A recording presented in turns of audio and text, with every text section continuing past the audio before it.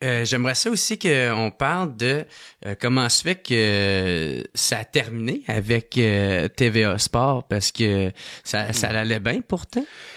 Oui, ça allait bien, mais écoute, pourquoi ça a terminé? Il faudrait peut-être le demander à TVA, pourquoi ça a terminé. Parce que c'est arrivé Subitement. Non, Ouais, c'est c'est arrivé ça. subitement. Ben écoute, je veux dire, il y a, je pense que on a parlé de l'état des médias actuellement. Puis, à quel point c'est extrêmement difficile. Si tu regardes, que ce soit à TVA ou que ce soit avec d'autres chaînes, il y a des gens qui partent qui sont pas remplacés. Les contrats qui sont renouvelés à la baisse et tout ça. Puis je gagnais quand même un très très bon salaire avec TVA Sport. Alors je pense que ils ont décidé de couper, puis je suis pas le seul. Je suis pas le seul qui a vu son contrat. Moi, dans mon cas, mon contrat était terminé. Mais il y a d'autres personnes pour qui le contrat a été amputé énormément. Ils ont été un peu mis sur des tablettes, ces choses-là, où leur rôle est extrêmement limité. Alors, tu sais, à la base, il y a toutes sortes d'histoires que les gens veulent présumer, qui disent que je suis parti pour une raison X, Y, Z. La raison qu'on m'a donnée, et il y avait aucune raison de penser autrement, mais ultimement, c'était... Moi, je pense que c'était une question philosophique, puis c'était une question de couper des coûts, où on voulait essayer de faire un changement, on voulait essayer de diminuer les coûts. Puis moi, j'étais une personne, je pense aussi, qui était intense. Tu sais, je voulais gagner. Je mentionnais à quel point j'étais compétitif. C'était important. Je poussais toujours, tout le temps, de la première journée jusqu'à la dernière journée. Qu'est-ce qu'on peut faire pour être meilleur? Qu'est-ce qu'on peut faire pour avoir un meilleur produit? Qu'est-ce qu'on peut faire pour innover? Qu'est-ce qu'on peut faire pour s'approcher un peu de la compétition. Puis de la compétition, c'est pas juste en français, c'est aussi en anglais, mais on n'avait pas les moyens, on n'avait pas les mêmes moyens, les meilleurs, les meilleurs ou les mêmes outils aussi pour pouvoir arriver à ces fins-là. Mais moi, c'est toujours ce que je faisais. Alors, je sais que c'était pas tout le temps reposant, là. Je poussais tout le temps. Tout le temps, tout le temps, tout le temps. Puis probablement que c'est quelque chose que maintenant on a voulu me reprocher, que j'étais peut-être intense, puis que j'arrêtais jamais de demander mais qu'est-ce qu'on peut faire? Est-ce qu'on peut allons faire une entrevue, allons faire ci, allons faire ça. Alors ultimement, je pense que ça a été ça. Pas sûr que nécessairement j'étais sur la même page ou que mes employeurs, que mon patron. Puis ils ont décidé de faire un changement, c'était leur choix. Ouais. Puis t'ont-tu proposé de te réajuster ou ils ont fait hey, nous autres, on va aller prendre une différente direction? Non, quand tes patrons te rencontrent ou ton patron te rencontre puis il te dit bon ben c'est terminé, c'est pas toi qui va dire que c'est le même. Non, je veux dire, il y a eu est-ce qu'il y a eu des possibilités de c'est pas comme exactement comme ça que ça s'est produit en fait. Mais ça, je pense que c'est c'est comme ça que ça se passe souvent quand on essaie de faire un changement. On est extrêmement vague, on donne peu d'informations, puis on te laisse miroiter certaines affaires, des possibilités de. Ben c'est ça. Ça, pour moi, c'est de l'histoire ancienne. Ouais, c'est correct. Puis là, dis-moi là si je traverse la ligne, là, mais comment tu prends ça qu'il y en a d'autres qui commentent ton départ, tu sais? Tu sais, quand tu es un journaliste, tu dois parler de certaines personnes, tu vas devoir commenter des choses. Moi, j'ai jamais été une personne qui allait... Je pense que j'ai toujours été extrêmement fair, et je le demeure encore aujourd'hui. Jamais je me suis attaqué sur le plan personnel à personne. J'ai voulu toujours être extrêmement respectueux. Mais ça fait partie de la game, par contre. Si t'es un joueur de hockey ou t'es un athlète professionnel, ben des fois, tu vas te faire critiquer, puis des fois aussi, tu vas recevoir les fleurs. Moi, je me suis fait critiquer, puis il y a des gens qui ont dit toutes sortes de choses. Il y a certaines affaires qui sont vraies, il y a des choses qui ne sont pas. Puis, ça fait partie de la game. Moi,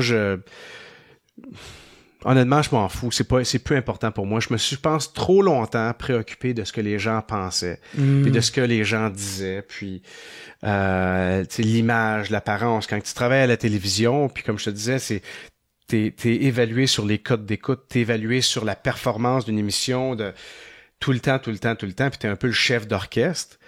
Ben, maintenant, tu deviens tellement préoccupé par qu'est-ce que les gens vont dire, qu'est-ce que les gens pensent. J'espère, et je me suis pas complètement détaché de ça. Je te bullshitterais, je te disais que c'était ça. Mais je me suis beaucoup détaché de ça. Je me suis, s'il y a une chose que j'ai vraiment été capable de changer un peu, c'est ça. C'est que maintenant, je suis capable d'être beaucoup plus moi-même et je me préoccupe beaucoup moins de la perception extérieure. Puis ça me rend beaucoup plus heureux, puis je suis beaucoup mieux de cette façon-là. Tu dois être bien plus léger sur tes épaules. Ben oui, c'est clair, c'est sûr. C'est sûr. Alors, ce que le monde peut dire, who cares? Dites-en des affaires. Comme je dis, là, moi, j'ai pas la prétention d'être parfait. J'en ai fait des erreurs. J'ai fait des erreurs à plusieurs niveaux, dans ma vie personnelle, professionnelle, dans ma vie en général. Alors, que les gens parlent, ça change plus grand-chose pour moi. C'est ce qui est plate, c'est toutes les personnes que ça peut faire mal, que ça peut blesser. Mais j'ai pas de contrôle là-dessus, malheureusement, maintenant. Fait que moi, j'avance. Je regarde en avant. Ben oui. Puis comment que t'as pris cette nouvelle-là? Comment que t'as géré ça au début? Quelle nouvelle? Ben, maintenant, c'est terminé avec TVA Sport, tu sais. Comment tu l'as pris à ce moment-là? Ça a été difficile. C'est clair que ça a été difficile parce que j'ai fait l'erreur, je pense, que mon identité soit liée à mon travail. Je travaillais extrêmement fort. Je travaillais beaucoup et je pensais constamment à la job, j'essayais de m'améliorer, comme je te dis, j'essayais toujours de faire en sorte qu'on allait être les meilleurs. C'était ton identité. Hein? Puis c'est ça, fait que mon travail est devenu un peu mon identité. Fait que là, quand tu perds ta job ou quand t'es plus là, tu te retrouves entre quatre murs puis tu te dis bon ben je suis quoi, je suis qui. Puis c'est la pire Christie d'affaires que tu peux faire, c'est que ta personne, que ton identité soit liée à ta job. Ben tu sais, fait tu sais ça démontre à quel point je pense que j'étais un petit peu je pense que je me suis perdu en cours de route. Tu sais, je t'ai rendu que je me suis un peu égaré dans mes valeurs, je me suis égaré dans ce qui était important. Fait que ça a fait en sorte qu'il a fallu que je fasse un reset. Il a fallu que je me recalibre puis que je prenne le temps de me regarder. Fait que ça a été excessivement difficile. Là. Non, ça a été très dur. Très, très, très dur. Le plus gros défi que j'ai eu à relever dans ma vie, c'est clair. Ah ouais. T'es allé consulter, c'est ça que tu disais dans le podcast à Kevin Raphaël? Oui, j'ai été consulté. Tu sais, j'avais jamais fait ça auparavant. Mais tu sais, il y avait bien d'autres choses, là. Tu sais, la vérité, c'est qu'il n'y a jamais une chose qui va mal. Right? Quand les choses vont pas bien, il y a un paquet de choses qui ressortent, que tu ignores, que tu prends pas le temps de regarder, d'évaluer, tu fais juste t'es tout le temps en train de refouler puis de les repousser. Fait que oui, j'ai consulté. J'ai pas peur de le dire. Je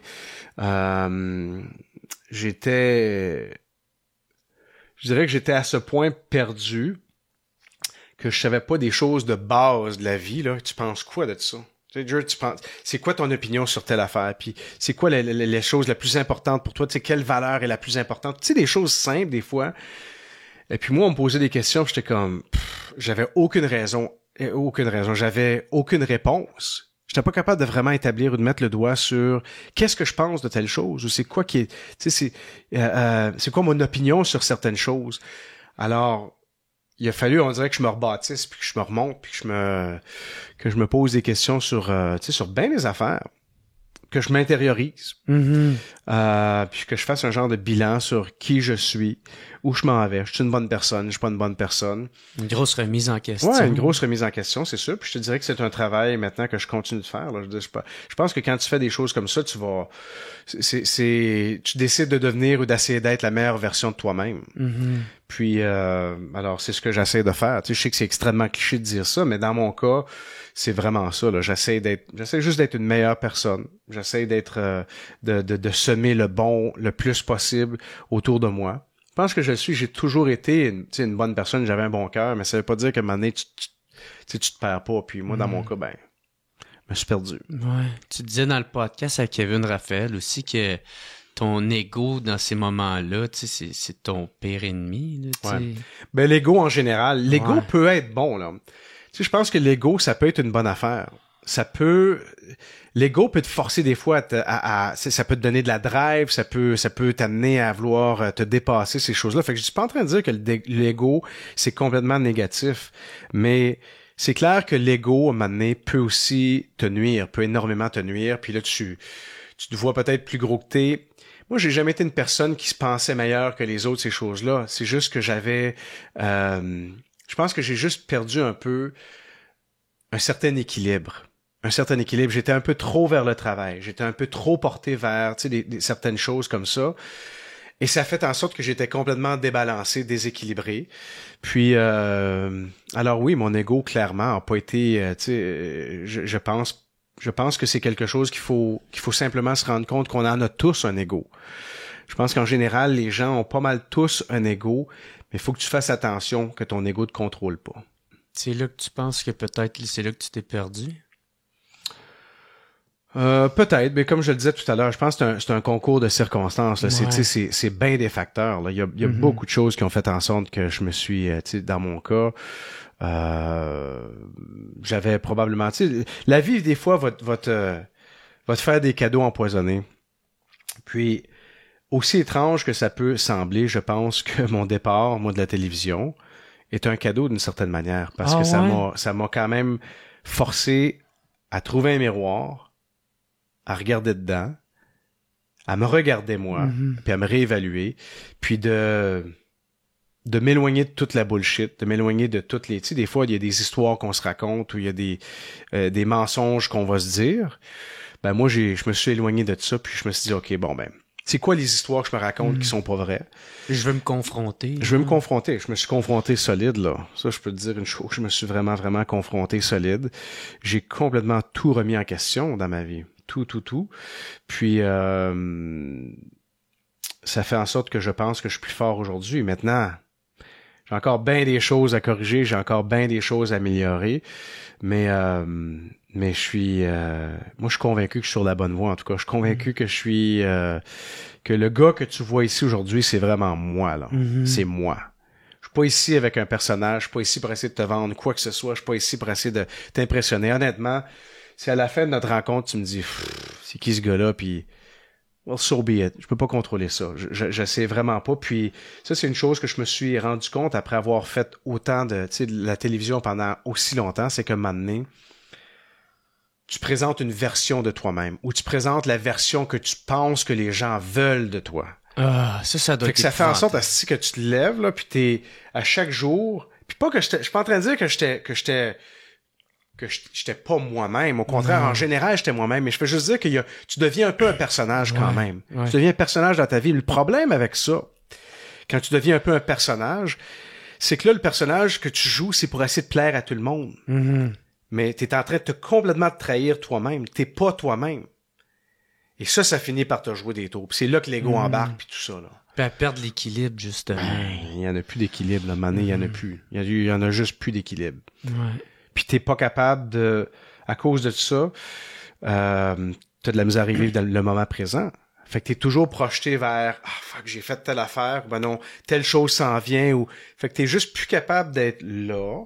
Cet extrait est une présentation de Matelas Enzo. Matelas Enzo est une entreprise québécoise. Le nom Enzo provient du prénom de son fils, le fondateur Gabi Hamel. Tous leurs matelas et lits sont 100% neufs et fabriqués au Québec et au Canada. Leurs produits sont tous garantis de 5 à 15 ans. Ils sont rendus maintenant avec 4 magasins.